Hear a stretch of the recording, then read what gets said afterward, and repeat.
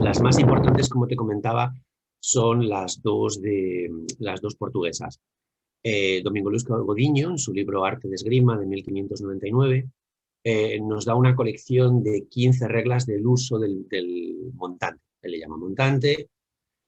Y después la más importante probablemente, creo yo, por extensión y por detalles de cómo se utiliza el montante, es la de Diogo Gómez de Figueiredo, de 1600, y ahora se me acaba de ver, lo tengo apuntado por aquí, es 1650 y siempre me olvido del número final, no sé, nunca recuerdo si es 54 o... Ahora lo encontraré. Pero bueno, en este caso, Figueredo lo que nos da es una colección de 16 reglas, pero nos da la versión simplificada y la versión compleja, con lo cual en realidad tenemos 32 reglas. Y dentro de todas estas reglas de estos autores podemos encontrar pues, muchos detalles que hacen que podamos entender cómo, pequeños detalles, ¿no? De cómo se utilizaban, en dónde, para qué. Entonces, sí, resulta muy, muy interesante. Estoy buscando aquí Figueredo, sí, 1651 es cuando escribe Figueredo. Diogo Gómez de Figueredo, que es un héroe de la independencia portuguesa contra los españoles. Primero escribe un libro de destreza en 1630 de filosofía, y después le escribe una colección de reglas, esta colección de reglas a el príncipe heredero de la monarquía portuguesa, al príncipe Teodosio. Se las escribe porque él fue uno de sus ayos, de sus instructores, ¿no? Entonces escribe esta colección. Y es probablemente lo más importante que hay hablando de este arte. Realmente, si tendríamos como las tres obras más importantes de todas, son por supuesto Figueredo, después Godinho y Alfieri. Alfieri, que es un italiano, escribe sobre el espadone, y también es la gran colección de reglas que describe muy bien el uso del arma. ¿Y estos tratados tienen dibujos también? No, la verdad es que no. No, la colección de reglas de Figueredo... Bueno, perdón, he dicho que no, pero no es verdad. Alfieri. En Alfieri tenemos una colección de grabados bastante buena y bastante importante. Menos buena de lo que dice el autor. El autor dice que eso es maravilloso. Además, el autor, Alfieri, está empeñado en justificar que él se ha gastado mucho dinero en hacer esas láminas, esos dibujos. Sí. Él le está diciendo él está diciendo al lector, y fíjate qué minuciosidad de dibujo y de lámina que tienes aquí, que me he gastado mucho dinero en hacerla y es completamente distinta a todas las demás. Y tú cuando lees el libro te das cuenta que él repite una y otra vez las mismas láminas, que tiene 4 que va repitiendo, o sea que te miente directamente porque dice que... Pero sí, ahí sí que tenemos unas representaciones de lo que son los montantes. Y después, en el caso el primero de todos en realidad, porque Alfieri es coetáneo a Figueredo y escribe en la misma época, en 1654. Este hombre que escribe en 1599, Godinho, Domingo Luis Godinho, en realidad tenemos el tratado completo, pero es un tratado que jamás fue publicado. Entonces nos encontramos con este arte de esgrima. La palabra esgrima también es importante porque aquí probablemente se refiere más al juego deportivo que a la pelea real, aunque luego Godinho habla también de la pelea real. Y muchas veces ellos utilizan la palabra batalla como juego deportivo, no como pelea real. Utilizan muchas veces batalla como juego deportivo y reñir como pelea real, pero no siempre se cumple. No siempre se cumple. Normalmente batalla es juego deportivo, reñir siempre es juego real, pero a veces utilizan batalla también para una pelea real y hay que hacer más estudios sobre esto. En el caso de Godinho, este libro nunca llegó a ser publicado, pero lo importante de esto es que no está corregido.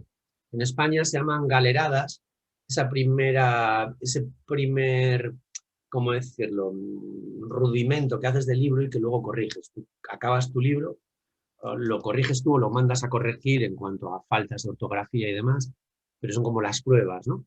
Pues lo de Godinho son como una especie de galeradas y yo diría que ni siquiera llegan a galeradas. hay diferentes índices que manda Godiño que no se corresponden con los capítulos reales del libro. Es un libro inacabado, pero a la vez acabado en el sentido de que tiene casi todo el texto que quiere contar. Y en la parte de la colección de reglas, que está muy bien y muy bien descrita y demás, pero claro, no tiene ningún tipo de ilustración porque es un libro escrito a mano, es un manuscrito. En el caso de Figueredo, pues no, y realmente no es un libro porque es una colección de 16 reglas en la que vienen pequeños textos que describen el uso. Parecen más unos apuntes, porque es muy cortito, que un libro. No es un libro amplio y no tiene ilustración. Para entender, las reglas son como un kata japonés. ¿Eso es verdad? Sí, exactamente así. Y aquí también podemos ver diferencias, porque lo que vemos, podemos ver diferencias en el sentido de, para entender cuál es el uso del montante, porque como siempre, tendríamos que hablar ahora, ¿y qué es un montante? ¿No? Porque eso sería realmente la gran complicación y es una de las cosas que hoy por hoy nos, ¿cómo decirlo? Es muy importante para interpretar cualquier cosa saber de qué herramienta estamos hablando. Sí. Entonces, claro, cuando decimos que es un montante y todo el mundo automáticamente tiene una idea de una gran espada, pero ahí tenemos, por ejemplo, bueno, perdón por mi pronunciación, pero un Zweihander o Vierhander, ¿es un montante? Sí. Claro, mucha gente diría que sí y mucha gente diría que no. Sí. Y, por ejemplo, que yo sepa, porque se han descubierto unas reglas nuevas, creo que en Flandes, en Holanda, o quizá en Bélgica hace muy poco, pero yo todavía no he tenido acceso a ellas, así que no puedo hablar.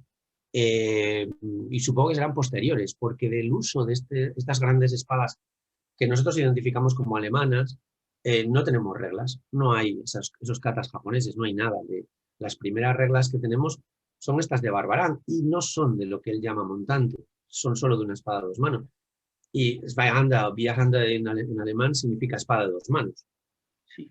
Pero todos lo identificamos como un espadón tremendo, inmenso, ¿no? Muy Sí. grande, muy pesado. Y probablemente, pero es como hablábamos el otro día cuando hablábamos de Samshir, o hablábamos de, Sí. claro, el turco de Kilich, Sí. claro, espada, probablemente dicen espada y se refieren a todo. Sí. Entonces, yo creo que nosotros necesitamos, hoy por hoy, necesitamos hacer cajones donde meter, diferentes cajones donde meter la información clásica. Necesitamos clasificar porque si no, no podemos comprender.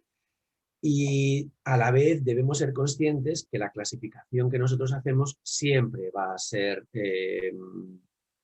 no va a ser exacta del todo. Siempre va a tener lagunas, siempre va a haber instrumentos que si hemos hecho una clasificación de 1 a 10 y de 10 a 20 y de 20 a 30, pues que nos vamos a encontrar siempre con un 10,5 y no sabes dónde meterlo, si en el cajón del 10 o en el cajón del 1 al 10 o en el cajón del 11 al 20. Entonces, moviéndonos como una gran clasificación y dejando un poco de lado estas grandes espadas realmente de guerra, o sea, estas espadas utilizadas por los esqueletes y por algunas tropas de finales del siglo XV y principios del siglo XVI, cuando realmente este arma está muy presente en la guerra, porque después deja de utilizarse, o de una forma tan abundante, son en espacios muy específicos, pues podemos empezar a llamar espada de dos manos, o por lo menos yo lo hago así, a esa espada que podemos ver en Achille Marozzo. Marozzo habla de los asaltos, a los asalti de espada de Duemani. Y esos asaltos de espada de Duemani, aquí es donde creo que está la verdadera información interesante. Todos los katas de Marozzo son hechos contra un oponente, solo uno. Cuando estudiamos el kata de Marozzo, yo no los conozco el primer asalto, y hay más, pero no soy un especialista en esto, pero en el primer kata de Marozzo, él me matarán los que sepan de esto, pues yo no, pero parece que hace una finta, un ataque falso como a las manos, para después venir por aquí, luego tirar una estocada. Se nota que la focalización es delante de él y luchando contra una sola persona. Sí, eso es. Exacto, entonces esto sería un kata. Sí. Es verdad que, por ejemplo, en los katas japoneses normalmente, y en muchos taolus, estás peleando como contra varios adversarios. Sí, sí, sí, sí, todos los katas que conozco. Yo conozco 39 de Kyokushin. Todo Sí, contra, todos sí, sí, así. Y es todos. el primero de todos, que me imagino que en Kyokushinkai será muy parecido a Shotokai, es el Taikyo Sí, Kusodan, que es golpeo, sí, golpeo, golpeo, golpeo, y luego voy por sí, ahí. sí, sí, eso es.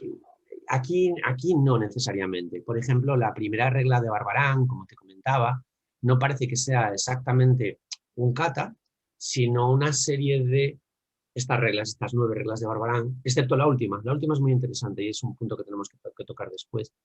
Estas primeras reglas de Barbarán parece que son más bien eh, ejercicios biomecánicos de movimiento del arma. Por ponerte un ejemplo, la primera es un corte hacia adelante que continúa y tiene otro corte, los dos ascendentes y luego se van para atrás haciendo este movimiento. La segunda sería un corte descendente y luego volviendo hacia atrás. La tercera son estocadas.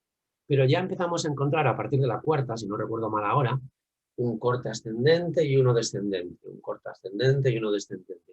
Después se va complicando, es un corte ascendente, uno descendente, doy una estocada, doy un corte. Es un encadenamiento de movimientos.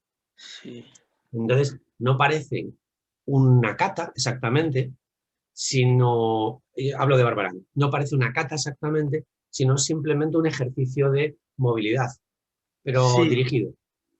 sí, Porque, claro, luego tenemos el concepto de floreos, que sería el concepto de floreo, hay algunas reglas que se llaman floreo, y nosotros lo estamos utilizando ahora, pues por ejemplo, cuando grabamos, nos dedicamos, no grabamos, cuando practicamos, simplemente moviéndonos sin tener una kata. O sea, cuando practicas movimientos encadenados, sin tener una kata o unas reglas, le estamos llamando floreos. Por copia de lo que pasaba en el siglo XVI y XVII, sobre todo con el montante, que se hablaba de floreos que eran o reglas fijas o probablemente improvisaciones que hacían los maestros con esta gran espada que era difícil de mover, en el que demostraban su agilidad moviéndola. sí, Entonces, tenemos esto. Luego ya a partir de del siguiente colección de reglas que nos vamos a encontrar en 1563, ahí ya empezamos a ver una estructura en la que podemos empezar a ver cómo empieza a pelear contra más de uno. Y a partir de ahí ya encontramos títulos dentro de las reglas, pues las de Pablo de Paredes, la colección de títulos de reglas que nos da eh, Carranza, porque sí, nos da apenas nos da una descripción de nada, pero sí nos da una colección de títulos. Y a partir de ahí, Domingo Luis Godiño, a partir de ahí vemos cómo la cosa cambia. Ya no es una colección de movimientos biomecánicos para entrenar, o no son unas katas, como podrían ser los asaltos de Marocho, para pelearse contra una sola persona, sino que la mayor importancia, ya en la segunda mitad del siglo XVI y en el siglo XVII, la mayor importancia es la pelea contra muchos.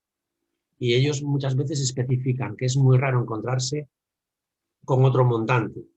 Entonces, como es muy raro encontrarse con otro montante, te voy a dar una regla para que te enfrentes al otro montante. Por ejemplo, en el caso de Godiño dice que hay que dejar de hacer grandes golpes y que utilizar estocadas, sobre todo contra otro montante.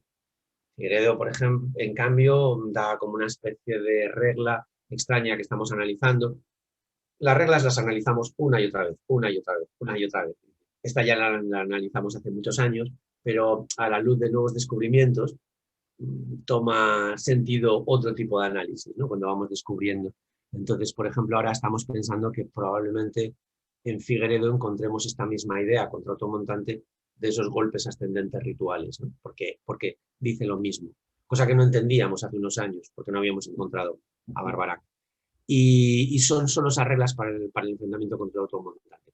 Pero, en cambio, tenemos 14 o 15, 14 en el caso de Godiño o 15 en el caso de Figueredo, que no habla de pelearse contra otro montante, que habla de pelearse contra espadas roperas o lo que sea. Que cuando digo lo que sea es que ya sabemos que la ropera es una forma de llamarla.